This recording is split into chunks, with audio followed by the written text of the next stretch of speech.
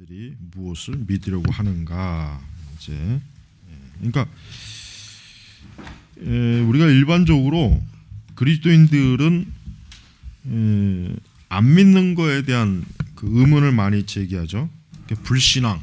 근데 또 한편으로 이걸 알고 있어야 돼요. 사람들이 의외로 쉽게 믿어요. 여러분 예를 들면 뭐 신천지나 그다음에 하나님의 교회, 그다음에 뭐 구원파, 통일교, 여호와의 증인, 몰명교. 여러분 이단들이 왜 번성합니까? 많은 사람들이 그걸 믿으니까 그러는 거예요.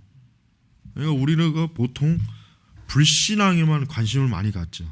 근데 사실은 역으로 생각해야 돼. 사람들이 의외로 뭔가를 쉽게 믿어요. 쉽게 믿는다고. 그러니까 그게 또 큰 문제예요. 그러니까 안 믿는 것도 물론 문제죠. 그러니까 적어도 예수 그리스도를 안 믿고 복음의 진리, 성경의 말씀을 안 믿는 것도 문제지만 또 한편으로 보여요. 무엇이든지 인간은 쉽게 믿으려고 하는 그러한 타락한 본성이 있는 걸 알아야 돼요. 그래서 우리가 오늘 이 제목 2장 자체가 왜 사람들은 무언가를 믿으려고 하는가? 그래요. 왜 사람들은 진짜 아무것도 믿지 않는 것보다는 뭔가 믿으려고 해요. 하다못해 미신을 믿든가, 아니면 또 자기만의 정해놓은 어떤 그 미신이 있어요. 또 각자 자기만의 뭐 아침에 운동화 끈을 안 맨다든가, 저녁에 뭐 손톱을 안 깎는다든가, 별 또 희한한 또 그 개인만의 뭐 속옷을 뭐 뒤집어 입는다든가. 별 희한한 게 또 뭐 징크스라고 그런 게 뭐 그죠? 그러니까 뭔가 또 자기만 이렇게 만들어 놓고 믿는 게 있단 말이에요. 그러니까 우리가 그런 것 자체도 뭐예요? 우리가 기독교적인 관점으로 이게 또 왜 그럴까? 우리가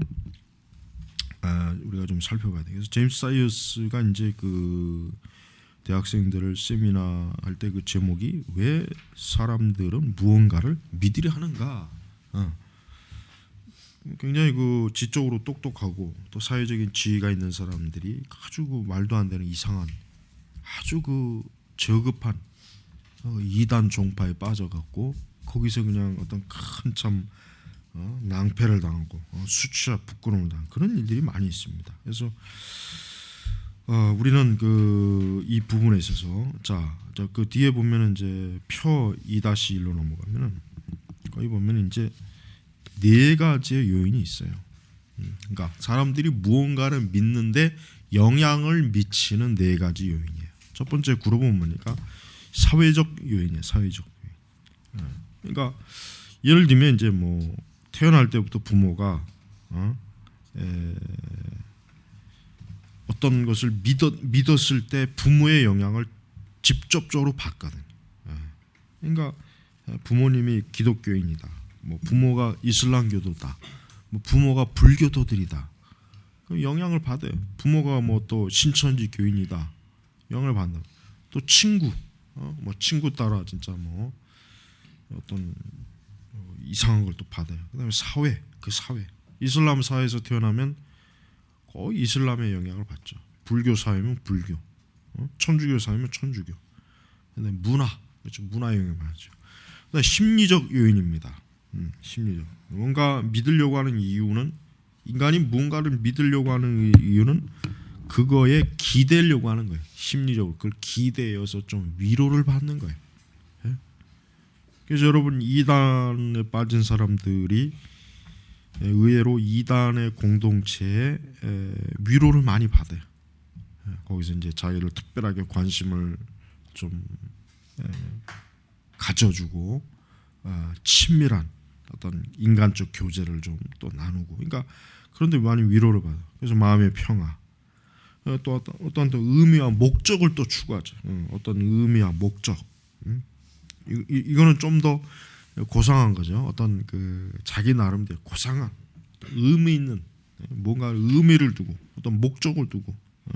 이 좌파들이 이 종북 좌파들의 의미와 목적은 뭐예요? 이 남한의 적화예요. 북에 의한 적화 통일이에요.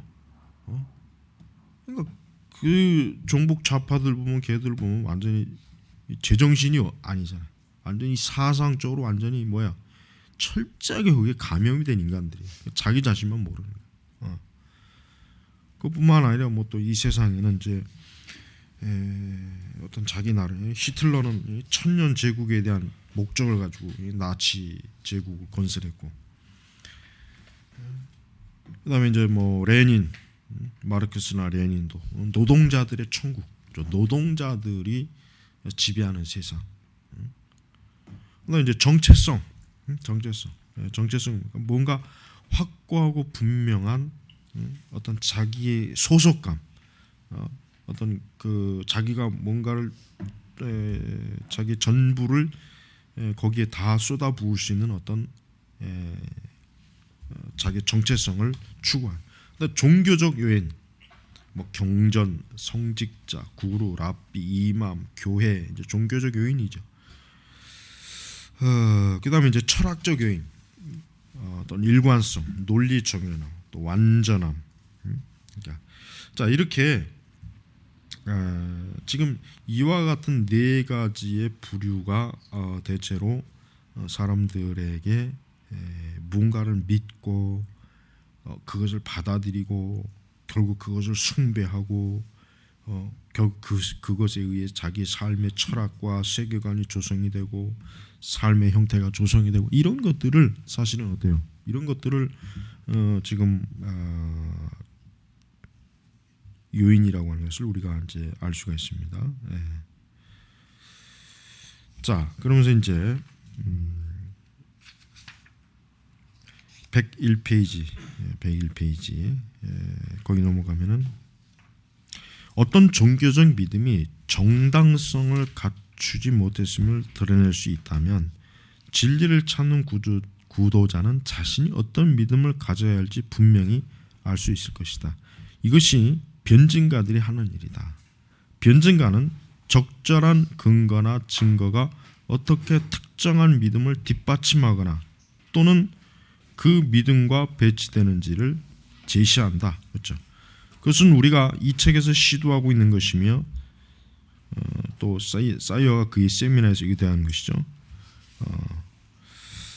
자, 그래서 이제 대체로 이제 세 가지 소크라테스적 접근 방식을 이제 사이어가 학생들에게 이제 적용을 했어요. 첫째, 종교적인 것을 포함한 어떠한 가르침도 그것이 진리를 말하는 경우에만 신뢰할 만하다는 점이다.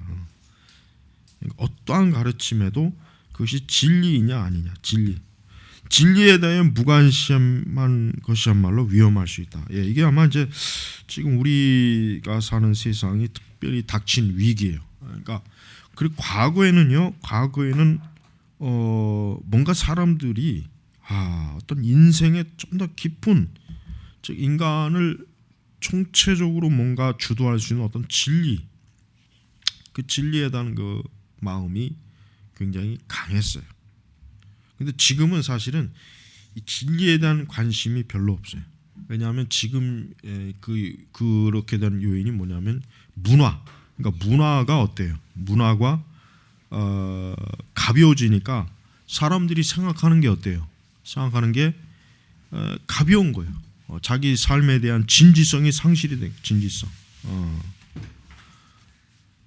자, 그다음에 이제 그러니까 지금 사람들은 자신의 인생을 좀 더 의미 있고 책임감 있고 어떤 궁극적 목적에 투신할 만한 그런 어떤 진리를 추구하는 일에 굉장히 어때요? 약하단 말이에요. 진리를 추구하는. 그러니까 청년들이나 학생들하고 이렇게 대화할 때 그들이 좀 뭔가 좀 나름대로 자기 인생에 대한 뚜렷한 방향 설정, 뭔가 진지함, 이런 것들에 대해서 좀 관심을 가져야 되는데 그들이 관심 갖는 건 그냥 그냥 재미있는 거, 뭐 노는 거, 그죠? 친구들하고 노는 거. 그다음에 좀만 심각하고 진지한 거는 이제 지루하고 듣기 싫어하고, 그건 재미없어하고. 그러니까 그게 진리에 대한 무관심. 그러니까 옛날 청소년들과 지금 청소년들은 또 다르죠. 옛날 청소년들은 훨씬 더 뭔가 좀 자기 삶의 진지성을 추구하지만 지금 청소년들은 그죠? 연예인, 문화, 게임, 뭐 이런 거, 그냥 거기에만 치중하니까 뭐 다른 거 인생을 깊이 생각할 수 있는 틈이 없는 거예요. 그러니까 특별히 이제 우리 한국 같은 경우는 어때요? 교육 자체가 입시 교육이라고 그러잖아요. 입시 교육이니까 어때요? 아이들에게 오직 하나의 목표, 대학 가는 거, 좋은 대학 가는 거, 좋은 대학 가서 좋은 학교 다녀서 취직 잘하는 거. 이게 아이들의 이게 궁극적 인생관이에요. 그보다 더 큰 인생관이라고 하는 그 아이들 머릿속에 아예 주입도 안 되고 그런 걸로 잡생각이라고 여기기 때문에 반기지도 않는다. 반기지도. 그러니까 청소년 시절을 보다 더 원대하고 거대한, 보다 좀 우주적이고 세계적인 이러한 큰 그냥 뭔가 그런 거를 꿈꾸는 그런 그 애들이 없어요. 그러니까 결국 그런 그 생각을 갖지 않는 것은 그 인생 자체가 뭡니까? 진지하고 심각한 인생이 못 되는 거예요. 늘 그냥 자기 개인의 그 어떤 보잘것없고 화잘것 없는 거 그런 데만 이제 꿈을 꾸죠. 그러니까 우리 그리스도인들은 그래서는 안 되죠. 우리 교회 이제 청소년들이나 청년들은 어때요? 그런 하찮은 생각에 매이지 말고 더 어때요?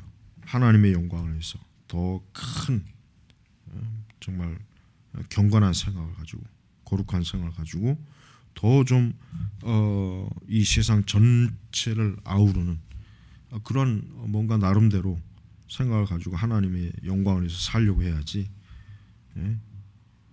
아주 보잘것없는 하찮은 거, 그냥 뭐 쾌락적이고 찰나적인 거, 어떤 자기 육체의 말초 신경을 자극하는 뭐 그런 거에만 막 빠져드는 그런 인간들은 커봐야 쓸모가 없는 거예요. 그러니까 그런 사람들은 커도 별로 자기 자신에게도 그렇고 타인에게도 그렇고 유용한 사람이 못 돼요. 유용한 사람이. 자, 둘째로 오늘날 사람들이 지지하는 많은 믿음들은 증거에 의해 뒷받침되었다기보다는 뭐야? 단지 주관적인 선호. 그러니까 자기가 이것을 좋아하느냐 좋아하지 않느냐의 선호에 선택된다. 이게. 그러니까 많은 증거. 그러니까 자기가 지지하는 믿음. 예를 들면 신천지나 뭐 여호와의 증인이나 하나님의 교회나 뭐 이런 사람들에게 918 너가 왜 이걸 믿느냐? 그 증거를 대봐라. 너가 이것을 믿는 논리적인 어떤 합리적인 증거를 대봐라 했을 때 그들은 될 게 없어요. 거의 될 게 없어요. 될 게 애초부터 없거든. 그러니까 그들은 그냥 자기가 좋아하니까 자기가 나는 그냥 이게 좋다. 그냥 맹목적 어떤 우상 숭배적인 형태일 뿐이지 어때요? 진짜 그게 왜 올바른 믿음이냐라고 하는 것을 스스로가 어때요? 변증을 하지 못하는 거예요. 변증. 그러니까 우리 기독교는 어때요? 기독교는 자기의 신앙에 대해서 뚜렷하게 증거할 수 있는 게 있어야 돼요. 단순히 난 교회 다니는 게 좋다. 그게 아니에요. 나는 왜 교회를 다니는가? 내가 왜 기독교인인가? 내가 왜 하나님을 믿는가? 버틀런트 러셀이 지은 책 중에 나는 왜 그리스도인이 아닌가라는 책이 있어요. 그러니까 러셀 같은 사람은 굉장히 뭔가 나름대로 합리적이고 수학적인 논리적인 바탕에서 그 사람을 생각하고 말하는 사람이니까 자신이 왜 불신자냐? 내가 왜 하나님 안 믿느냐? 자기 나름대로 논리적이고 체계적으로 어때요? 그 내용을 적은 거예요. 그러면 반대로 믿는 사람들은 왜 나는 그리스도인인가? 나는 왜 믿는가? 그럼 이거에 대해서 그런 합리적이고 또 분명한 기독교적인 그 기독교 세계관 토대를 가지고 글을 써야 될 글을 쓰고 주장을 해야 되잖아요. 그래서 우리가 적어도 그 정도까지는 되어야 우리의 믿음에 대해서 우리는 세상에서 증언할 수 있는 거죠. 막연히 뭐 믿어봐야 된다. 넌 믿음이 없어서 그래. 넌 방언을 못해서 그래. 너는 교회를 일단 나와봐야 돼. 이렇게 하면 안 돼요. 이렇게 해가지고는 여러분 기독교에 대해서 더 이상 사람들이 할 얘기가 없어요. 그런 얘기는 누구나 다 할 수 있는 얘기예요. 그러니까 그런 막연한 얘기하지 말고 왜 믿어야 되느냐? 왜 믿음을 가져야 되는가? 왜 하나님을 믿어야 되는가? 왜 교회를 다녀야 되는가? 왜 신앙을 가져야 되는가? 이런 뚜렷하고 아주 객관적이고 구체적인 그러한 사실과 이유를 댈 수 있어야 된단 말이에요. 하지만은 오늘날 사람들이 그런 사람이 없죠. 없으니까 문제예요. 없으니까 그들이 가지고 있는 그 신앙이라고, 그들의 믿음이라고 하는 건 사실은 허약해, 허술하고 허약하고 별로 별 볼 일이 없어요. 사실은 별 볼 일이 없다고. 그래서 파스칼의 지적처럼 사람들은 거의 언제나 증거보다는 자신들이 발견한 대상의 매력에 근거해 믿음에 이르게 된다. 그러니까 어떤 증거보다는 자기가 믿는 것에 대해서 어떤 감정적, 정서적 그런 매력, 거기에 뭔가 끌리는 거, 이것 때문에 그걸 믿는 것이지 이게 진짜 바르냐 그르냐는 근거를 가지기는 어려워요. 그렇게 하진 않아요. 하지만 진리는 뭐예요? 주관적인 취향의 문제가 아니면 뭐예요? 객관적인 사실의 문제다. 그렇죠? 이게 지금 중요한 문제. 자, 오늘날 기독교는 객관성을 무시해요.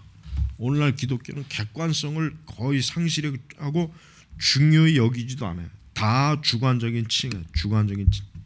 주관적인 취향에 의해서. 그러니까 난 이게 좋다. 난 이게 내 적성에 맞는다. 내 감정에 맞는다. 내 분위기에 맞는다. 난 이게 내 마음에 맞는다. 그러니까 이런 생각을 어때요? 이게 취향이란 말이에요. 이게 객관적인 게 아니에요.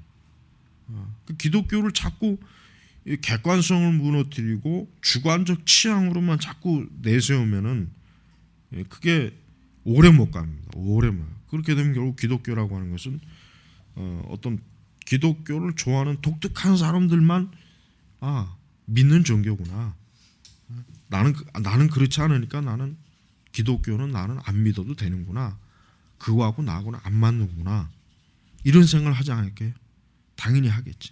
그러니까 여러분이 항상 그 진리를 증거할 때 객관성을 중요히 여겨야 되지. 그러니까 개인의 주관적 취약점은 취향의 문제로 기독교를 변질시키면은 그때부터 기독교라고 하는 것은 각 사람의 종교가 되지 이게 보편적 종교가 되기는 이러는 거예요. 보편적 종교. 그러니까 모든 시대와 모든 세와 모든 사람, 모든 인종, 모든 연령층에 다 뭐라 그럴까?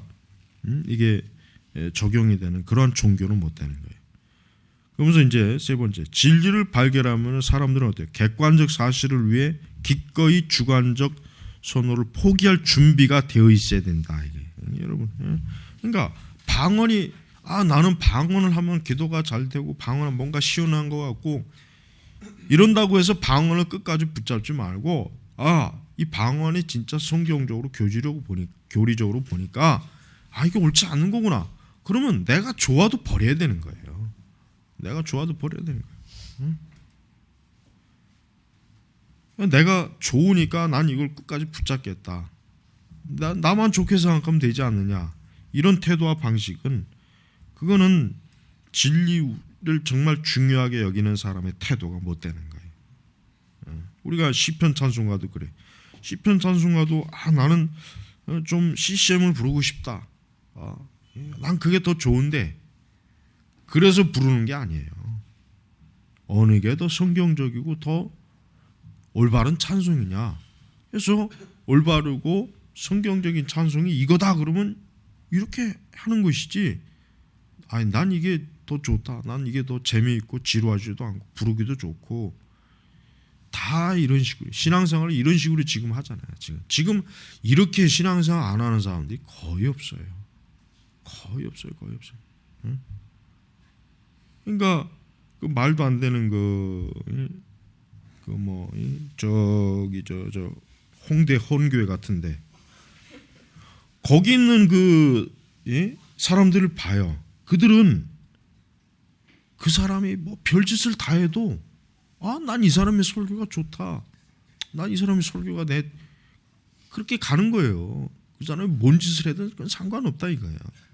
그러니까 거기는 지금 내가 볼 때는 진정한 의미에서 그 전 교주의 추종자들은 지금 거기 있어요. 진정한 그 추종자들은 지금 거기 있는 거예요. 그리고 그 인간들은 똑같아. 그 교주하고 똑같은 거예요. 정상적인 사람이 아니죠. 완전히 이게 사이코들이에요. 사이코. 우리가 기독교 교계에서 완전히 내어 쳐버려야 돼요. 그걸 내어 쳐버려. 거기 있는 교주뿐만 아니라 그 속에 있는 집단들 인간까지도 그 주변에서도 너는 정상이 아니다. 너는 사이코. 너도 똑같은 놈이다. 이렇게 막 배척을 해야 돼. 그걸 받아주면 안 돼. 그건 사랑이 아니에요. 그걸 받아주면 큰일 나는 거예요. 그러니까 우리나라 교회는요, 이게 진리, 정말 예수 그리스도를 추종하는 사람보다는 인간을 추종하는 자들이 결국은 교회 안에서 신앙인으로 행세하고 있어요. 그게 문제예요. 진짜 예수 그리스도를 추종한다면은 아마 지금 좀 이름난 교회들은 내가 볼 때는 다 무너질 거야. 다 무너져, 다 망합니다. 다 문 닫습니다. 그래서 우리는 논리, 증거, 과학을 통해 객관적 사실들을 가장 잘 발견할 수 있다. 그리고 진리, 우리가 성경의 진리를 논리와 증거로 우리가 증거할 수 있어야 돼요. 과학, 객관적 사실. 우리는 단순히 이게 하나님 말씀이니까 이거는 영적인 거야. 그러니까 이거는 너는 몰라. 네가 암만 이걸 얘기해봐야 몰라. 그렇게 하면 안 돼요. 그에게 최대한 그의 지성이 이해할 수 있을 만큼 최대한 가르쳐서 그가 그거를 이해하고 깨달을 때 성령께서 그 모든 과정을 다 성령께서 주관하시고 인도하시지만 하나님께서 그 사람에게 믿음을 갖도록 하는 하나의 중요한 매개 요인이 됩니다. 그래서 이제 또 한편으로는 논리, 증거, 과학을 하려는 것이 진리의 최상의 길인 것처럼 보이기도 하지만 또 다른 한편은 뭐예요? 여전히 반대 의견을 갖고 있는 사람이 있다. 그럼 반대 역시 논리와 관련되어 있다. 우리가 서구의 논리를 사용해야만 하는가 아니면 동양의 논리를 따라야 하는가라는 이 견해 차이가 반영한다. 이 라비 제커라이어스, 이분이 인도 사람인데 이분의 쓴 책은 이 변증학으로서 대중적 변증학 전쟁책으로서 아주 참 좋아요. 라비 제커라이어스 책은 어떤 읽어보면 참 좋아요. 이분이 이제 기독교 변증가로서 그가 이제 어느 한 대학에서 이제 그리스도의 유일성 이거에 대해서 이제 강연을 하는데 어떤 사람이 이제 반박을 하는 거지 뭐냐 그 제커라이어스에게 당신이 쓰는 그 방식은 서구적 논리, 그러니까 양자택일 이거냐 아니면 저것이냐라는 양자택일의 논리를 사용하지만 그러나 동양에서는 아니다. 동양에서는 이것이면서 저것이다. 이것이뿐만 아니라 저것이다. 이것일 수도 있으면서 또 저것일 수도 있다. 뭔가 이런 양자 병합의 논리를 사용한다 이거야. 그러니까 당신의 그 양자택일은 옳지 못하다. 구원의 문제에 있어서도 그리스도가 아니면 다른 구원의 길이 없다는 식이 아니라 그리스도뿐만 아니라 다른 구원의 길도 존재한다고 해야 논리가 맞는 것이다. 이렇게 이제 주장을 했어요. 근데 이 제커라이스가 아주 탁월하게 효과적이게 그 사람의 입을 다물게 했어요. 왜? 어떻게 이제 했습니까? 거기 보면은 이런 아주 정확하게 나와 있어요. 105페이지에 라비는 뭐라고 했습니까? 몸을 앞으로 기울이면서 교수를 똑바로 응시하면서 질문해. 즉 교수님은 인도에서는 양자 병합의 논리가 아니면 다른 어떤 논리도 사용해서는 안 된다고 말씀하시는 것이죠? 라고 이렇게 물었어요. 결국 뭐요? 지금 양자 병합을 주장하는 이 사람도 결국은 뭐요? 또 자기가 비판한 제커라이어스의 양자택일을 하고 있는 거예요. 취하고 있는 거. 그러면서 양자 병합을 주장하는 거예요. 순간 이 교수는 내가 지금 스스로 논리적 모순에 빠져 있었구나 하는 걸 금방 알았죠.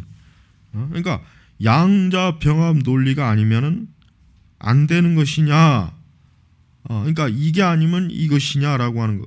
그러니까 이 아까 이 제크라이스 교수에게 반박한 그 반박의 논리를 고스란히 이 사람에게 써먹으니까 이 사람이 한마디도 말을 못하는 거예요. 똑같이. 응? 그러면서 이제 제크라이스 교수가 하는 말이 뭐예요? 맨 하반절에 인도에서도 길을 건너갈 때는 좌우에 차가 오는지 안 오는지 살펴본다. 인도라고 해가지고 차가 사람 몸에 부딪히면 이 사람이 죽을 수도 있을 뿐만 아니라 살 수도 있다. 이런 식으로 인도 사람이 믿지는 않는다 이거죠. 근데 당신은 지금 결국 그 얘기를 하는 거 아니냐? 그 얘기 하는 거 아니냐? 그러니까 또 2 플러스 2는 4예요. 근데 이게 인도에 간다고 해서 이게 5가 되고 6이 되냐? 당신의 말대로 하면 지금 5가 될 수도 있고 4가 될 수도 있고 이거 아니냐? 그러니까 이들이 지금 그러니까 기독교를 반박하는 이들의 논증은 금방 무너집니다. 아무것도 아니야, 아무것도. 그러니까 우리가 세상 사람들이 기독교를 비판하는 것은요, 솔직히 하나도 대단할 것도 없어요. 금방 그것들은 무너뜨려요. 문제는 이제 그들이 그걸 인정하느냐 안 하느냐가 지금 문제지, 그들이 가지고 있는 논리라고 하는 것은 형편없는 거예요.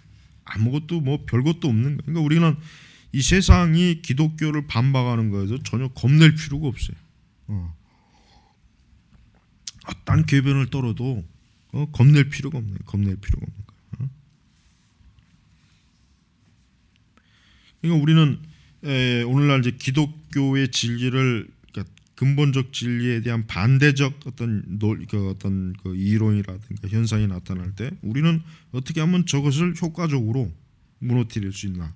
그걸 우리가 논리적으로 일단 생각해 보는 거예요. 그러면서 이제 우리 하나님의 진리로 그것이 거짓되다는 것을 증명하고 드러내는 것이란 말이에요. 그래서 우리는 이거는 이러한 작업을 하기가 쉬워요. 왜냐하면 지금 사람들은 이 책을 잘 안 읽기 때문에 우리가 책을 읽고 공부하게 되는 사람하고는 상대가 안 돼요. 상대가 안 돼요. 그래서 우리가 성경의 기독교 세계관과 기독교 변증학을 통해서 우리가 진리의 체계를 확고하게 우리가 사람들에게 주장하고 그들이 가지고 있는 모순, 내적인 모순과 어리석음을 깨우칠 때 그들 스스로가 어때요? 자기 스스로가 좀 미련했구나, 어리석었구나. 내가 내 스스로의 모순에 지금 자가당착에 지금 걸려 있구나. 이렇게 깨닫게 하는 게 굉장히 중요한 것입니다. 그래서 우리는 단순히 말장난을 하는 게 아니에요. 아까 여기 나왔죠. 로드너러 전술이지. 로드너러 전술은 우리 사회 문화와 진리, 종교, 우리 도덕에 대해서 믿고 있는 많은 것들이 말 그대로 거짓임을 드러내는 데 사용할 수 있어요. 이 방식을 잘 우리가 익혀두면은 결국 자기 자신을 무너뜨리는 모순투성의 논리는 진리일 수 없지만 어쨌든 많은 사람들이 그 논리를 믿고 있는 것이 현실이다. 그러니까 결국 자기 스스로도 모순되는 것을 그냥 믿고 있는 거예요. 그거 그냥 바보처럼 그걸 받아들이고 그거를 참 뭐라 그럴까? 그 뭐야? 그 뭐 트롯을 부르는 목사도 똑같아요. 그럼 그 사람에게 이제 소경이나 그러니까 말을 못하는 사람에게는 그러면 당신의 그런 노래가 그들에게는 어떻게 들려지고 복음이 되겠느냐? 안 되거든요. 그러니까 그 사람도 자기가 생각하는 영역 안에서 그 복음의 소통을 위해서 자기가 정말 최선이라고 생각하는 것을 개발해냈지만은 그러나 그것도 어때요? 예를 들면 트롯을 싫어하는 사람은 어떻게 해요? 트로트 노래를 싫어하는 사람, 그 사람한테 그 소리가 설령 아무리 복음이라 할지라도 듣기 싫은 소음에 불과한 거예요. 그러니까 그 사람 스스로도 뭐예요? 자기 취향에 맞는 것으로 그냥 뭔가를 좀 해보겠다고 했지만은 그것 자체도 뭐예요? 공감을 다 얻을 수가 없어요. 공감을 다 얻을 수가 없는 거예요. 복음이라고 하는 것은 우리는 가급적이면요 모든 사람이 공감을 얻을 수 있는 상태에서 우리가 복음을 전하는 게 최고로 좋은 거예요. 복음이라. 우리가 그것을 신경을 써야 돼. 자칫하면은 이제 그렇게 하려고 하다 보니까 했지만 자기도 모르게 어때요? 자기도 모르게 자기 문화 영역, 자기 취향 안에 딱 갇혀버린 거예요. 근데 그거를 본인은 모르는 거예요. 본인은. 우리가 하나님의 그 말씀과 진리를 우리가 증거할 때 우리는 지금 시대 사람들은 더 이게 지적으로 허약하고 허술하기 때문에 오히려 우리가 신학을 더 제대로 바르게 공부한 사람들은 훨씬 더 오히려 더 좋아요. 오히려 머릿속에 잡다한 어떤 그 세속적 지식에 가득 찬 사람은 오히려 설득하는 게 어쩌면 더 어려울 수도 있단 말이에요. 오히려 그들에게. 그러나 어떤 쉽게 믿어버리는 사람에게 오히려 차라리 더 나아요. 그 사람들에게 오히려 우리가 진리에 대해서 어때요? 정확하고 분명하게 합리적이고 논리적으로 그들에게 가르쳐주면 그들은 그것을 제대로 딱 잡고 있을 수가 있겠단 말이에요. 그러니까 오히려 우리가 지금 시대를 복음을 전하기 어려운 시대라기보다는 오히려 복음 전하기가 더 쉽다, 더 괜찮다 이런 것이 훨씬 더 나은 것입니다. 자, 다음 불태워지느냐 불태워지지 않느냐 그것이 문제다. 로드너러 전술은 비모순율을 활용하고 있다는 점에서 매우 쓸모있는 방법이다. 자, 비모순율은 뭡니까? 비모순은 자명한 제일 원리로서 서로 모순된 두 개의 주장이 동시에 똑같은 의미에서 참미될 수 없다는 것을 원칙을 말하는 거예요. 참미될 수 없다는 거예요. 그러니까 이제 중국 고사의 이제 그 여러분 창과 방패.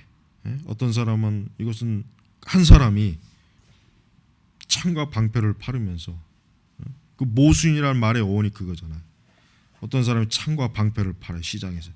그러면서 창을 팔면서 이거는 세상에서 어떤 것도 다 뚫을 수 있다. 또 한쪽에 방패를 잡고 이거는 세상에 어떤 창도 다 막을 수 있다. 그러니까 지나가는 사람이 도대체 그러면은 뭐가 맞느냐? 이거는 뭐든지 다 뚫을 수 있고 이건 뭐든지 다 막을 수 있고. 그러니까 모순이라는 말이 거기서 나온 거잖아요. 지금 바로 이걸 얘기하는 거예요. 그러니까 한 사람이 어때요? 서로 모순된 두 개의 주장을 똑같은 의미에서 참미될 수 없는 거예요. 그러니까 우리가 이 비모순율의 그 원리를 이용하자면 종교다운지 이것도 깰 수 있어요. 종교다운지도 깰 수 있고 에큐메니칼도 깰 수 있고 하여튼 우리가 이 세상에 하나님의 진리에 대한 일관성에서 벗어난 것들은요 그 자체가 이미 벌써 진리의 일관성에서 벗어났기 때문에 어때요? 결국 따지고 들어가면은 스스로 모순이 된 거라 자기들 스스로가 도저히 어때요? 성립이 안 되는 거예요. 불교도들에게도 마찬가지예요. 불교도들도 그러니까 사실 불교도들이 제일 내가 볼 때는 말도 안 되는 궤변이죠. 부처의 실체도 잘 모르죠. 부처는 똑같은 인간이죠. 근데 왜 불교의 신앙이 뭐예요? 불교의 신앙의 실체는 내가 볼 땐 지들도 모르는 것 같아. 하도 불교가 이 경전도 많고 기독교는요. 어쨌든 기독교도 물론 파가 많고 역사가 오래된 여러 지류가 있겠지만은 불교는 실체가 없어요. 실체가. 어떤 사람은 불교를 또 무신론이라고 어떤 사람은 또 아니라고 또 얘기하고 이것도 주장이 또 틀려요. 그러니까 여러분 불교는 실체가 없는 진리에 실체가 없는. 그러니까 실체가 없는 진리라는 건 뭐예요? 실제로는 저들이 주장하는 진리가 없다는 거예요. 없는 것을 저들은 있는 것처럼 믿어라. 사실 불교는 공허예요. 나는 불교만큼 공허한 종교는 없는 것 같아. 불교에 계속 심취해봐야 아무것도 나올 게 없어요. 아무것도. 그러니까 불교 우리는 우리 한국 사회는 이 불교가 굉장히 좀 거의 그 절대 다수의 제1의 종교예요. 아직도 우리 한국 불교는. 그리고 우리나라 전통에도 이제 불교의 전통에도 많이 있고 그러다 보니까 사람들이 이제 불교를 그냥 편안하게 거부감 없이 얘기잖아요. 우리 기독교인들도 불교를 뭐 그렇게 뭐 어쨌든 다른 종교라고는 여기지만 그렇게 뭐 좀 그냥 익숙해. 어릴 때부터 익숙하죠. 많이 봐왔으니까. 그러나 그 불교의 가르침을 받아내고 있는 사람들은 사실 뭐 실체가 없는, 아무 진리가 없는 것에 거기에 자기가 매여 있다고 하는 것을 그들이 사실은 깨달아야 됩니다. 자, 그래서 이제 계속해서 좀 해보겠습니다. 하반절, 하반절에 보면 유실론이 옳은지, 그래서 신이 존재하든지 아니면 무신론자가 옳든지, 그래서 신이 존재하지 않든지 둘 중 하나만이 진리다. 두 가지 명제가 동시에 참일 수는 없다. 마찬가지로 성경의 주장처럼 예수님은 죽었다가 사흘 만에 부활했든지 아니면 코란의 주장대로 그런 일이 존재하지 않았든지 둘 중 하나만이 참여야 된다. 어느 하나가 옳다면 뭐야? 다른 하나는 그릇된 거다. 그러니까 모두가 다 옳을 수는 없어요. 이 세상에서 성경은 이 세상의 진리는 하나의 진리. 그러니까 두 가지의 진리는 있을 수가 없는 거예요. 동시에 두 구원자가 없어요. 세 구원자도 없고 오직 뭐예요? 한 구원자만이 우리는 있다는 것을 우리는 알아야 돼요. 자, 아비세나라는 중세 이슬람 철학자는 비모순율을 부인하는 사람을 교정하기 위해 확실한 한 가지 방법을 제안했다. 자, 비모순율을 부인하는 사람은 매를 맞든지 불태우든지 해서 매를 맞는 것과 매를 맞지 않는 것은 결국 같은 것이 아니며 불태워지는 것과 불태워지지 않는 것이 결국 동일한 것이 아님을 깨닫게 해야 한다고 말했다. 굉장히 극단적인 하나 그의 제안은 핵심을 짚어내는 거예요. 그렇죠. 합리성을 갖춘 사람들은 비모순율에서 전혀 문제점을 발견하지 못하는 반면 영향이 있는 철학자들 중 일부는 암암리의 이 법칙을 부인했다. 그래서 그 중에서 데이비드 흉과 임마누엘 칸트가 대표적이다. 이 두 사람에 대해 들은 적이 없을지 몰라도 그들의 가르침이 현대 지성계에 엄청난 영향을 미쳤다. 자, 우리 잠깐 쉬고,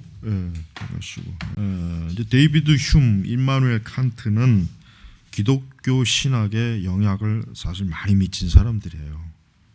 기독교 신학에 이 사람들의 그 영향은 사실 깊숙이 들어와 있어서 우리가 사실은 뭐 철학에 나중에 기독교 철학에서 이제 데이비드 흉이나 임마누엘 칸트도 다루겠지만은 이 사람들의 신학이 그러니까 철학이 신학에 많이 개신교 신학에 많이 들어와서 영향을 미쳤다는 거 우리가 알아야 돼요. 자, 데이비드 흉이야말로 오늘날 우리 주변에 만연해 있는 회의론의 책임을 져야 할 사람인지 모릅니다. 이 경험론자인 흉은 모든 사유들은 그 자체로 참이거나 감각을 통해 경험할 때만 의미가 있다. 이렇게 했지. 흉은 신개념, 즉 하나님 개념을 포함해서 사람의 지각을 통해 감지할 수 없는 개념들과 형이상학적 주장들은 결코 믿어서는 안 된다. 자, 이게 결국 기독교의 초자연적인 하나님의 존재에 대해서 사람들로 하여금 그러면 흉의 이 이론이 결국은 사람들에게 어떻게 퍼집니까? 그렇다면은 하나님은 영이시기 때문에 하나님을 만질 수 없고 볼 수 없단 말이에요. 그렇다면은 결국 어떤 현상이 벌어지나? 그러면 하나님도 믿을 수가 없는 존재구나. 하나님 믿을 수 없구나. 그래서 휴먼 경험론자, 말 그대로 즉 인간이 자기가 오감으로, 그러니까 자기 그 전체 그 눈으로 지각하고 촉각, 뭐 청각, 하여튼 인간이 자기가 경험하지 않은 것은 그것은 신뢰할 수 없다. 그거는 의지하기 어렵다. 그러니까 기독교의 종교의 초자연성을 아주 굉장히 대표적으로 부정한 사람이 바로 이 사람이에요. 휴먼 다음 두 가지 조건 가운데 하나를 충족시켜야만 명제로서 비로소 주장할 수 있다고 지금 명제로서 뭐냐면 두 가지 있죠. 진리 주장은 수학 방정식이나 수학적 정리와 같은 추상적 추론이다. 또는 진리 주장은 오감 가운데 하나는 그 이상의 지각을 통해 경험적으로 증명할 수 있다. 이게 뭡니까? 첫째, 그러니까 수학 방정식이나 수학적 정리와 같다는 게 뭐예요? 쉽게 얘기하면 인간이 지성으로, 그러니까 수학이라고 하는 건 딱 나오잖아요. 계산이 되잖아요. 딱 결과가 분명히 나온단 말이에요. 그러니까 하나님에 대해서도 마찬가지예요. 하나님이 존재하는 것이 가능하다면 그걸 뭐야? 수학의 정리 법칙처럼 증명을 해보라는 거예요. 증명. 그다음에 또 아까 요거는 오감. 그러니까 하나님이 계시다면 눈으로 보든지 볼 수 있든지, 뭐 하나님을 만져볼 수 있든지, 아니면 하나님을 어떤 귀로 들을 수 있든지, 어떤 감각이라도 좋으니까 적어도 오감 중에 하나를 통해서 하나님을 증명하라. 이러면은 여러분 기독교 신앙은 증명이 못돼. 이렇게, 그러니까 만약에 이제 이런 그 휴메이 제시하는 이 방식으로는 예수님의 이적이나 기적도 마찬가지고, 하나님의 그 보이지 않는 하나님의 영, 세상의 창조 하나도 증명이 될 수 있습니다. 그러나 이제 저거는 가능해요. 산상수, 뭐 또 교훈적인 거, 뭐 좀 성경의 뭐 이제 도덕적, 윤리적 어떤 부분에 있어서 그런 부분은 그래도 좀 증명이 될 수 있겠지만 그 외에는 안 돼. 그래서 그를 스스로 뭐예요? 자기 스스로 회의론자로 불렀으나 이 두 가지 조건들과 관련해서는 결코 회의론자가 아니었다. 그는 진리를 갖고 있다는 확신을 품었다요. 진리를 갖고 있다는 확신을 품었다. 그러니까 자기 자신이 지금 아까 내세운 이거예요. 이게 진리다. 이게 진리다. 그러나 휴은 자기가 이제 진리라고 주장한 이것에 대해서 휴 자체가 물론 나름대로 그것이 왜 진리냐라고 하는 것을 드러내긴 했지만 사실 그것 자체가 사실은 불완전해요. 자, 그래서 우리 손에 책이 들려있는데 그 책이 신에 대해 말하거나 어느 학파의 형상을 담고 있다면 다음과 같은 질문을 던져봐라. 그 책의 양이나 수의 추상적 수론을 짓고 있는가? 아니다. 그러면 그 책이 사실과 존재 문제의 경험적 추론을 담고 있는가? 아니다. 그렇다면 우리 손에 들린 그 책을 불살라 버리는 게 낫다. 그 책에는 궤병과 몽상 말고는 아무것도 담긴 게 없기 때문이다. 그러니까 휴은 자기가 제시한 두 가지 조건들이 암시한 바를 휴 자신이 과연 간파했는가? 만일 그의 말이 옳다면 신에 대해 언급하는 어떤 책도 아무 의미 없는 잡서에 불과. 그렇다면 모든 종교는 불쏘시개로 사용해 나올지 모른다. 200년 뒤에 20세기 철학자 에이어는 휴이 제시한 두 가지 조건을 경험, 검증, 가능성 원리로 명칭을 바꿨어요. 즉 경험적 가능성의 원리라면 따르면 모든 명제는 오직 그 정의 자체로 참이거나 경험을 통해 검증 가능한 경우에만 의미가 있다. 그러니까 어떠한 것이든지 간에 그 자체의 명제가 어떤 경험을 통해서 검증이 되지 않으면은 그것은 명제라는 말을 붙일 수가 없다. 뭐 이제 그런 거죠. 자, 60년대 중반으로 노만 가일러스가 재학 중 디트로이트 대학교를 포함해 이 미국 전역의 대학 철학부에 맹위를 떨치고 있었다. 당시 나도 논리 실증주의 관한 수업을 빠짐없이 들었는데 당시 이 논리 실증주의는 에이어가 신봉하던 철학의 이름만 바꾼 거다. 그러니까 논리 실증주의자였던 교수도 좀 이상한 사람입니다. 그는 자신을 카톨릭 신자라고 주장하지만 정작 그의 눈으로 보지 못하는 실체, 예를 들면 형이상학, 하나님 같은 존재에 대해서는 토론 자체가 무의미한 것이라고 했다. 달리 말하면 그는 자신의 강의시 이름표를 무신론으로 바꾸고 싶었던 무신론인자였던 것이다. 자, 한 번은 이제 그에게 이제 이런 질문했던 모양이에요. 교수님 어떻게 카톨릭 신자이면서 동시에 무신론자가 될 수 있습니까? 카톨릭은 2000년 동안 교회 공식 가르침을 선포하는 것들을 무시한 채 그는 다 카톨릭 신자가 되려면 하나님을 믿을 필요는 없네. 자네는 다만 교회가 정한 규칙들만 따르면 되네라고 했어요. 그러니까 이 사람에게는 카톨릭이라고 하는 것, 이 사람에게서 신앙이라고 하는 것은 인격적인 하나님을 믿고 어떤 초자연적인 하나님의 역사를 믿고 구원, 그리스도의 대서 이것이 아니라 뭐예요? 그냥 교회가 정한 규칙, 교회법, 교회의 교회가 정해놓은 어떤 원리 체계를 그냥 따르면 자기는 그게 가톨릭 신앙이라고 여긴다. 이제 그렇게 얘기하는 거예요. 그래서 그의 A의 책 언어, 진리 그리고 논리의 각 장을 정리해 발표하는 과제를 내줬다. 나는 경험 검증적 가능성의 원리라는 제목의 장을 선택했다. 일단 이 원리가 논리 실증주의의 기초이며 따라서 그 강의 전체의 출발점이기도 했다. 다음 수업이 시작되고 교수는 제일 먼저 나를 가리켜 가이슬록은 자네 발표부터 듣기로 합시다. 발표는 20분이 넘지 않도록 해주세요. 이렇게 했대. 그때 이제 이 가이슬라가 이제 그날 로든 언어 전술을 사용하기로 마음먹네. 그는 그 일은 아주 짧은 시간으로 충분하니까.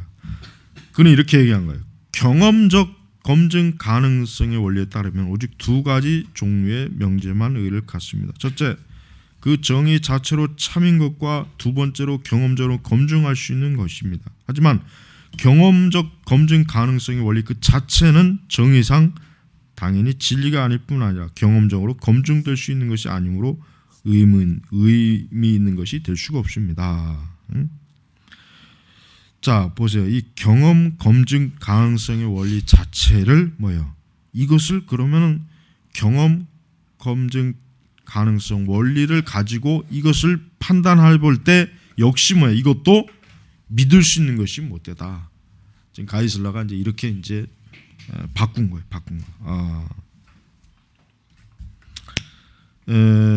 결국은 이제 113페이지 보면은 교수는 이후에 무슨 얘기를 했을까? 그는 자신의 강의와 철학의 틀이 자기 파괴적이고 거짓이라는 걸 인정하는 대신 진실을 억누른 채 헛기침과 말더듬을 일관하다가 자신의 남은 학기가 엉망이 되온 이유가 나 때문이라 의심을 거두지 않았다. 자, 명백하고도 치명적인 오류에도 불구하고 경험 검증 가능성 원리는 어때요? 교수가 보여준 충성심은 더 이상 지성이 아직 뭐예요? 고집이라는 것을 고집에 따른 것이다. 그러니까 사실 오늘날 우리나라 대학교에도 이런 교수와 같이 멍청한 놈들이 많아요. 그 헛소리하는 교수들 많죠. 특히 신학교. 나는 신학교 가서 그냥 학생인 척하면서 가 앉아 있으면서 교수들이 말하는 거를 한번 이런 식으로 한번 뒤집어 봤으면 좋겠어요. 그러니까 신학교 교수들이 보면은 아주 그 말도 안 되는 그 궤변을 엄청 많이 떨어요. 지금 생각해봐도 내가 볼 때 아주 엉터리 같은 교수들이 너무 많았어. 그러니까 이 가이슬러 같이 이렇게 똑똑하고 아주 명철한 신학생들이 있으면은 교수들이 헛소리를 못하지 교수들이. 근데 이런 신학생들은 거의 없죠. 그냥 교수가 뭘 가르치면 그게 그냥 법인 줄 알고 배우거든요. 그러니까 그럼 뭔가 이것이 정말 옳은 것일까 아닐 거라는 그런 거 의문점을 해야 되는데 그러지 못한 거예요. 자, 흉에 대해 특히 기적에 대한 그 반대 논증에 대해 할 말이 많은데 이는 8장에서 이제 다룬 겁니다. 거기서 이제 다만 여기서 핵심은 이것이다. 흉이 고집스럽게 주장했던 경험론과 그의 추종자 에이어의 논리는 스스로를 무너뜨리는 모순투성이에 불과하다. 그러니까 자기 스스로도 자기들이 주장한 그 원리를 스스로 검증하거나 경험을 통해 입증할 수 없었거든요. 없었는데 그거를 주장했으니까 이제 모순이라고 하는 거예요. 자, 그래서 이는 그 명제 진술 자체가 정의 자체로는 진리가 아닐 뿐만 아니라 경험적으로 검증될 수 있는 것이 아니기 때문이다. 그러니까 달리 말해 흉과 에이어는 의미 있는 명제 발전을 위해 자신들의 방법론이 너무 많은 것을 배제하고 있는 탓에 너무 많은 것을 입증하려고 시도했다. 확실히 경험적으로 입증할 수 있거나 그 정의 자체에 비추어 진리인 주장들이 의미가 있다. 그래요. 물론 우리가 어떤 사실들에 대해서 무조건 믿을 수는 없죠. 어떤 경험, 어떤 분석, 어떤 이해라고 하는 이 골고루 다양한 판단에 의해서 우리가 거치는 건 좋은 거예요. 그건 합리적인 거예요. 그러나 이 흉과 에이어 같은 사람들은 모든 예? 그러니까 모든 영역에서 이게 다 적용이 될 수는 없는 거예요. 기독교, 대표적으로 기독교. 결국 하나님의 존재에 대해서 그러면은 이 흉과 에이어의 그 원리대로 하자면은 기독교는 아무 의미 없는 종교가 돼버려요. 근데 여러분, 이런 것들이 결국은 자유주의 신학으로 파고 들어간 거예요. 자유주의 신학이 이런 철학의 원리를 바탕으로 세워진 거기 때문에, 그래서 독일의 신학이 결국은 어떻게 됩니까? 철학에 의해서 무너지는 겁니다. 독일의 신학이 결국 철학에 의해서 무너져요. 철학에 의해서. 그리고 그 신학이 유럽의 그 당대의 기독교를 무너뜨리는 거예요. 그러니까 우리가 사실 좀 시간이 있으면은 철학자들, 그러니까 중요한 철학자들을 좀 공부해서 그들의 철학이 어떤 영향을 미쳤는가를 좀 공부하면 좋겠어요. 나중에 이제 그것도 이제 대학원 과정에서 그건 좀 하면 좋겠어요. 대학원 좋은 책이 나한테 있으니까 그때 가서 이제 대학원 과정에서 그 책 제본해 가지고 철학이 어떻게 신학에 영향을 미쳤는가, 그거는 이제 우리 대학원 과정에서 하면 좋을 것 같아요. 자, 다음 이제 칸트의 불가지론. 이제 칸트에 대해서는 이제 내가 어떤 글을 보니까 칸트가, 나도 일반적으로 칸트가 이제 불가지론자로 이렇게 알고 있었고, 또 사실 그 칸트의 신학은 그런데, 또 어떤 사람은 칸트는 또 불가지론자가 아니다, 뭐 또 이렇게도 얘기하더라고요. 어떤 사람들은. 근데 이제 보편적으로 칸트는 불가지론자로 봐요. 기독교 신학자들이나 철학자들은 대체로 칸트를 불가지론자로 그렇게 거의 봐요. 그래서 자, 임마누엘 칸트는 데이비드 휴보다 더 무서운 기독교 재앙을 몰고 왔다. 맞습니다. 이게 표면적으로 그래요. 표면적으로 칸트는, 그러니까 왜 그러냐면 칸트가 사실은 기독교의 적대적인 말은 하질 않았어요. 그러니까 예를 들면 칸트가 포이에르 바우처럼 기독교는 뭐 실체가 없는 종교다, 기독교는 없어져야 할 종교다, 기독교는 의미가 없다, 기독교는 뭐, 칸트는 이런 말을 한 적이 없어요. 오히려요, 칸트는 자칫 보면은 기독교를 옹호하는 듯한 그 철학자로 비치거든, 그 내용이. 그러니까 굉장히 많은 그 기독교 신학자들이 칸트를 호의적으로 많이 바라봤어요, 당대에도. 그런데 가만히 분석해 보면은 더 교묘한 거예요. 그러니까 진짜 이 위험한 이단자들이 어떤 이단자들이 아니에요. 진짜 위험한 이단자들이 정말 왜 어떤 사람들이냐? 저 신천지에 저런 사람이 아니에요.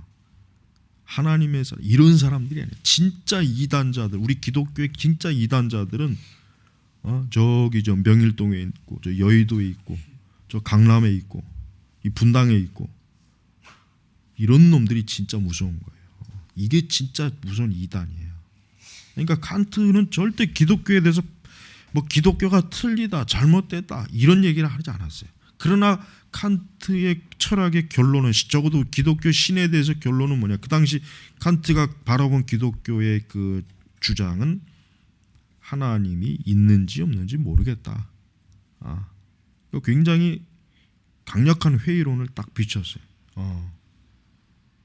자, 이제 계속 이제 좀 살펴보자. 우리는 만일 칸트의 철학이 옳다면 실체 세계에 대해 심지어 경험적으로 입증된 것이라 해도 어느 것도 알 수 있는 길이 없기 때문이다. 그러니까 칸트는 오히려 흉보다 더 모호하게 처리해 버렸어요. 오히려 흉보다 한 발자국 더 이 세계와 그다음에 적어도 기독교에서 말하는 영적인 거에 대해서 더 모호하게 이게 그냥 좀 이렇게 확 눈을 가려버린 거예요. 왜 그런가? 칸트의 주장에 따르면 현상과 물 자체는 구분되어 우리가 알 수 있는 것은 감각과 마음을 통해 지각된 현상이라는 것이다. 그러니까 칸트가 무신론을 주장한 적은 없어요. 칸트가 하나님은 없다, 나중에 뭐 니체처럼 하나님은 없다, 뭐 포리에르 바우처럼 하나님은 인간의 내면의 두려움을 반영한 실체다, 이런 식으로 키를 부정한, 그러니까 불경스럽게 교회의 적대적인 드러난 반기독교, 저 프랑스의 볼테르처럼 뭐 신이 없다, 성경 하나님의 말씀이 아니다.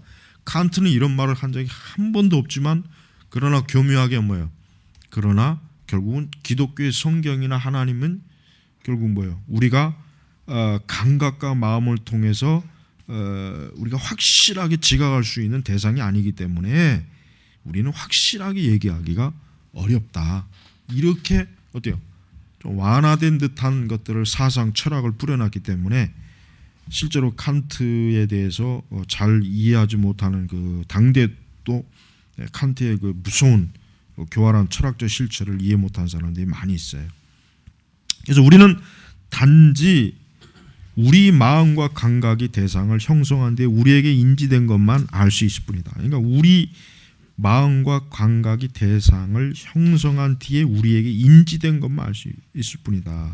자, 이 점을 다루어 잠시 동안 자, 밖에 있는 나무 한 그루를 바라보자. 칸트는 우리가 바라보고 있다고 하는 그 나무가 사실 우리가 그 나무로부터 감각을 통해 얻은 자료를 우리 마음에 형성했기 때문에 그런 모습으로 나타나는 것일 뿐이라고 말한다. 굉장히 모호해요. 칸트는 우리가 지금 어떤 사물을 딱 봤을 때 그 사물을 인정하는 게 아니에요. 그 사물을 우리가 있는 그대로 인정하면 안 된다는 거예요. 그것은 뭐예요? 우리 마음의 감각을 통해 형성된 어떤 그런 모습으로 그냥 우리에게 비춰지는 것뿐이다 이거야. 그래서 단지 우리의 마음이 그 나무의 어떤 범주로 분류된 현상들을 알 수 있다. 간략히 말해 우리는 실제 나무는 알 수 없으며 다만 우리에게 보이는 모습대로 나무를 알 수 있을 뿐이다. 그러니까 칸트는 아주 칸트의 철학이 어렵다 그러잖아요. 칸트의 철학이 뭐 대학에서도 한 3년을 배워야 된다 그러는데 칸트 철학 자체만 가지고도 그러니까 칸트의 철학은 그 아까 여기 나왔죠. 현상과 물 자체. 그러니까 지금 여기 잠깐 예를 들었지만 우리가 뻔히 앞에서 보이고 있는 어떤 실체를 이건 원래 그 모습이 아니다. 이거는 우리의 마음과 감각을 필터로 거친 그 모습일 뿐이다. 그러니까 실제로 우리가 그러니까 실제 정확한 나무를 봤다고 할 수는 없다. 지금 이 얘기예요. 이 얘기. 그러니까 얼마나 모호하잖아요. 그러니까 이 말이 도대체 일반적인 사람들한테는 그럼 도대체 우리가 나무를 본 거야? 뭘 본 거야? 이거 도대체 뭘 봤? 우리가 그럼 저 밖에 있는 게 좀 뭐야? 이렇게 된단 말이에요. 이렇게. 그러니까 여러분 칸트 철학이 굉장히 그 난해하고 아주 그 칸트의 그 철학을 바탕으로 신학을 하게 되면은 기독교의 그 정통 신학은 사실 잃어버려요. 잃어버릴 수가 없습니다. 자, 계속 보세요. 자, 우리가 지금 그러니까 칸트가 말한 대로 만약에 적용이 되면 우리가 지금 있는 보는 이 모든 것들은 이게 믿을 수가 없는 거예요. 그러니까 얘가 진짜 철운인지 아닌지 확인할 수가 없는 거예요. 철운이라는 걸 어떻게 확인할 수 있는 이 방법이 없어요. 길이 없어요. 그래서 자 이게 잘 나와 있네요. 명백한 것들을 희미하고 모호한 것들을 만들고 원하는가 철학자들에게 보여주면 된다. 그런 거. 여러분 이게 지금 아주 이런 원리들이 여러분 교묘하게 사실은 더 후대 이제 철학자들 현대 철학자들에 가면 이거보다 더 여러분 궤변이 많이 나옵니다. 더 아주 말도 안 되는 궤변이 더 나와요. 더. 그건 우리가 무슨 말을 하는지를 모를 정도로 도대체 이해가 안 되는 말을 더 많이. 그래도 여기까지는 그래도 이해가 가요. 그래도 칸트가 말하는 게 뭔지는 이해가 가는지만 후대에 가면 더 어려운 말이 나와요. 더 어려운 말. 나중에 현대 철학자들은. 자, 그렇지만 그래도 불구하고 우리는 철학 탐구를 그만둬서는 안 된다. C.S. 루이스 표현처럼 다른 이유가 아니라면 나쁜 철학의 답변을 제시하기 위해 좋은 철학은 존재해야 하기 때문이다. 그렇습니다. 루이스가 참 잘 말했어요. 칸트의 철학은 나쁜 철학입니다. 그래요. 실체를 모호하게 만드는. 그러니 이 사람은 기독교 하나님을 우리가 만약에 칸트 앞에 가서 하나님이 살아 있습니다. 그러면은 이 사람은 네가 믿는 하나님이라고 하는 것은 실제로 하나님이 아니라 네가 너의 감각을 통해서 나온 하나님이기 때문에 그 하나님의 실체를 모른다. 그러니까 네가 믿는 하나님이 어떤 하나님인지 너도 모르고 지금 신앙 고백하는 거다. 이렇게 나와버린단 말이에요. 그러니 이런 철학이 급속도로 유행하게 되면 교회에서 목회자들이 설교가 신자들이 어떻게 됩니까? 그러니까 이제는 믿음으로 이게 들을 수가 없어요. 불신앙으로 회의적으로 들을 수밖에 없는 회의적으로. 유럽의 기독교가 이래서 무너진 거예요, 여러분. 이래서 무너진 거예요. 이래서. 독일의 신학자들이 이런 칸트의 철학을 명확하게 분석해서 이걸 오류를 드러냈어야 되는데 오히려 칸트의 철학에게 넘어가 버립니다.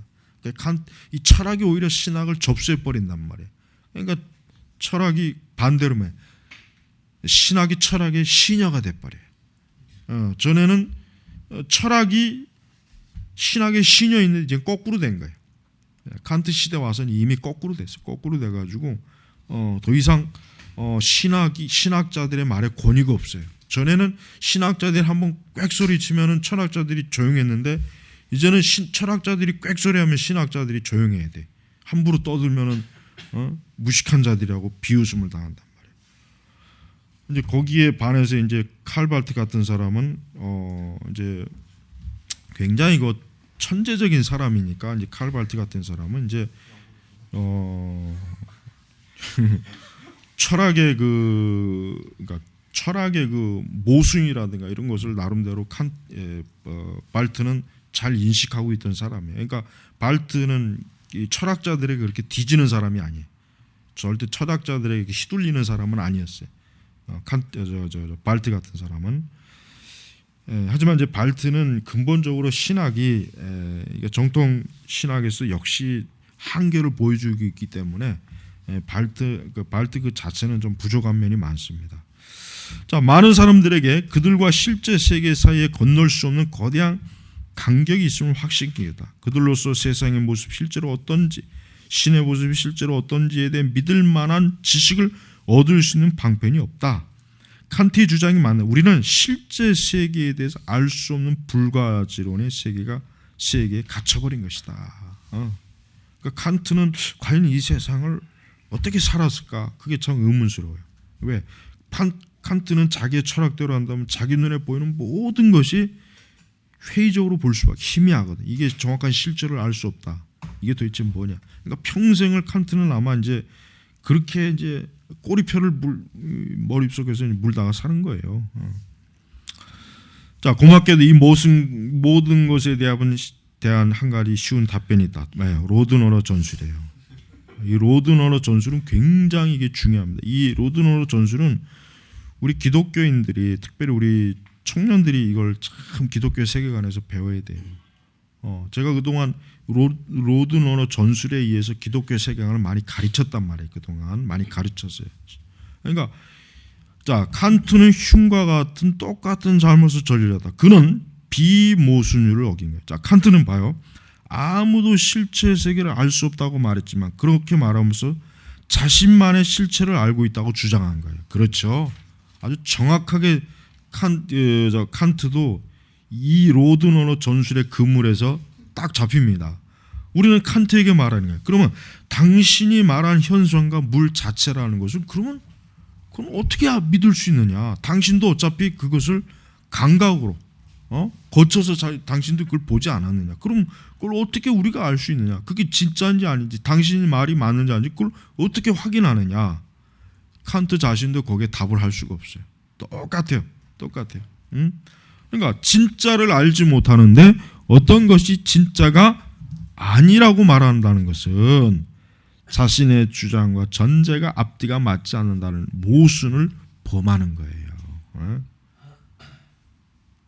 그래서 실제로도 칸트도 실제 세계에 대한 진리란 곧 실제 세계와 관련된 어떤 진리도 존재하지 않는 것이라고 말했다. 이게 굉장히 말이 이게 자기 스스로도 이게 모순이 되는 거예요.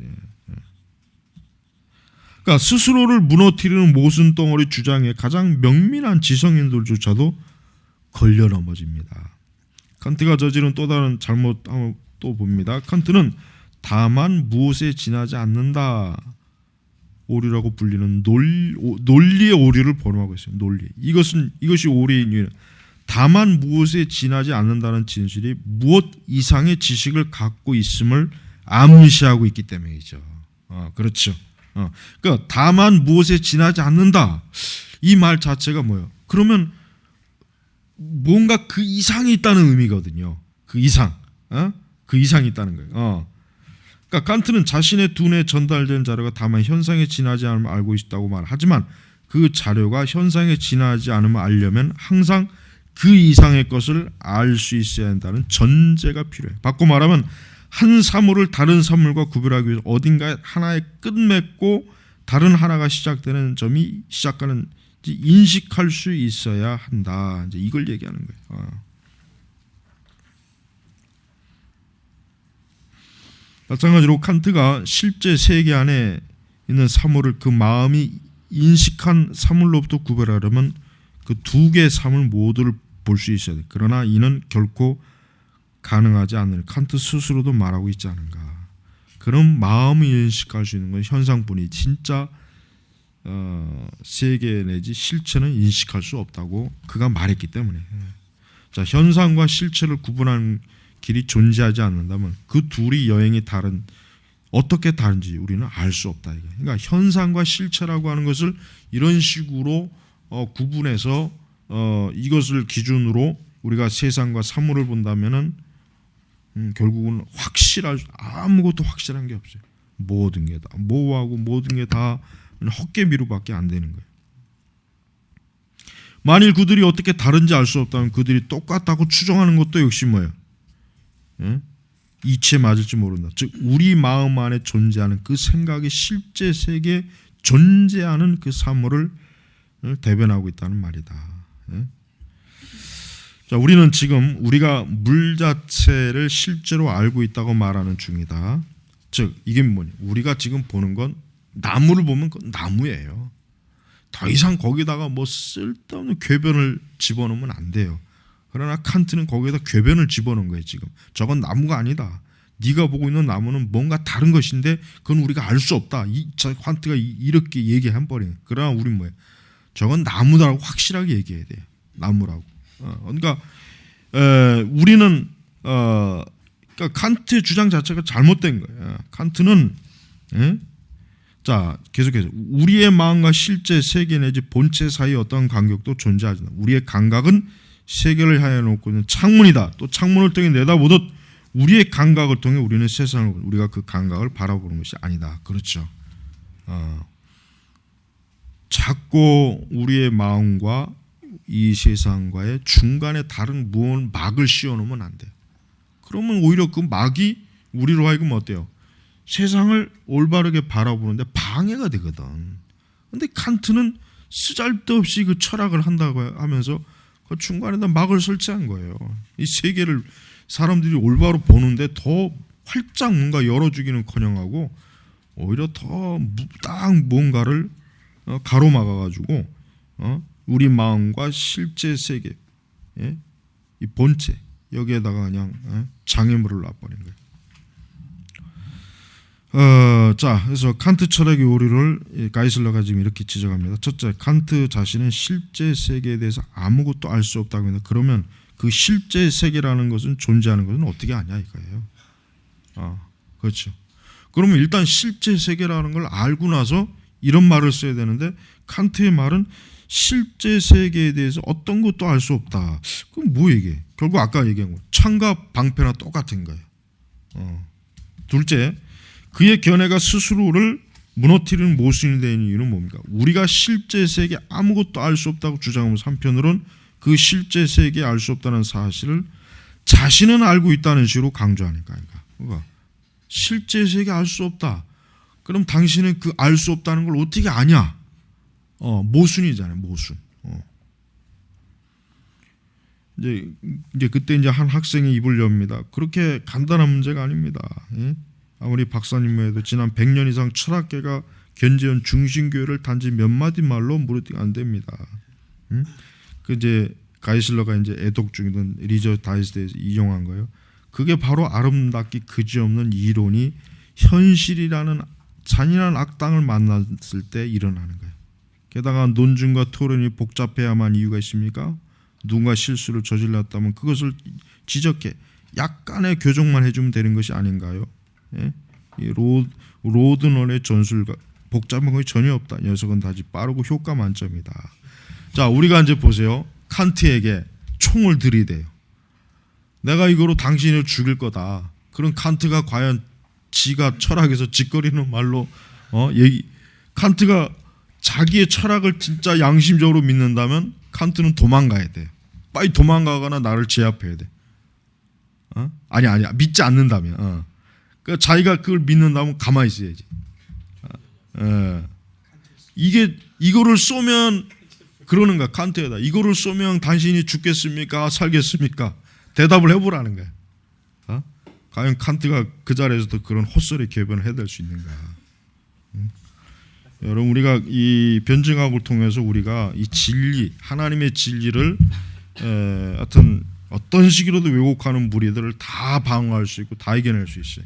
적어도 이론은 다 깨트릴 수가 있는 거예요. 여러분이 이런 것들을 부지런히 배워서 앞으로 우리가 설교, 성경의 진리를 증거할 때 이 궤변론자들을 아주 철저하게 하여튼 무너뜨려야 됩니다. 자, 기도하겠습니다. 하나님 아버지 감사합니다. 오늘도 우리에게 또 신학을 공부할 수 있는 귀한 은혜와 은총을 주시니 감사합니다.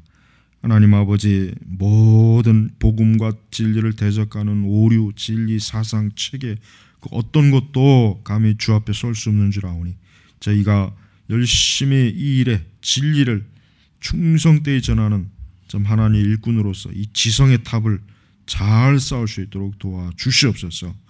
감사하며 예수님의 이름으로 기도 올립니다. 아멘.